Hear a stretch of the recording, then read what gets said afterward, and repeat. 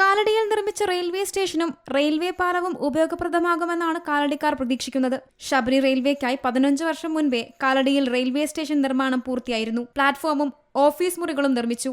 എന്നാൽ railway station കെട്ടിടവും ഉപകരണങ്ങളും ഇന്ന് നാശത്തിന്റെ വക്കിലാണ്. കാട് പിടിച്ചു കിടക്കുന്ന പ്രദേശം ഇപ്പോൾ ലഹരി മാഫിയകളുടെ താവളമാണ്. ജനൽ ജില്ലകളും മറ്റും സാമൂഹ്യവിരുദ്ധർ നശിപ്പിച്ചതോടെ കെട്ടിടം ഉപയോഗിക്കാൻ കഴിയാത്ത അവസ്ഥയിലുമായി. വളരെ സന്തോഷമുണ്ട്. ശബരി റെയിൽപാത പിന്നെയും അതിന്റെ പ്രവർത്തനങ്ങൾ ആരംഭിക്കാനായിട്ട് അധികൃതർ തയ്യാറെടുക്കുന്നു എന്ന് കേൾക്കുമ്പോൾ വളരെ സന്തോഷമുണ്ട്.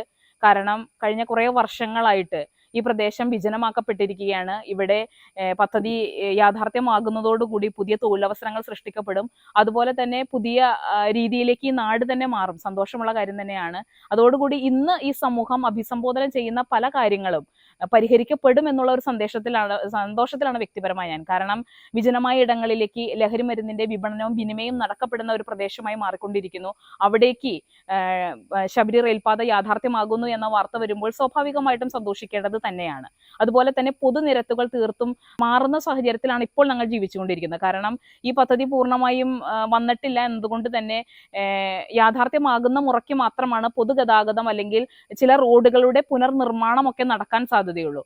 അപ്പോൾ അതും ഞങ്ങൾക്ക് സന്തോഷം തരുന്ന കാര്യം തന്നെയാണ്.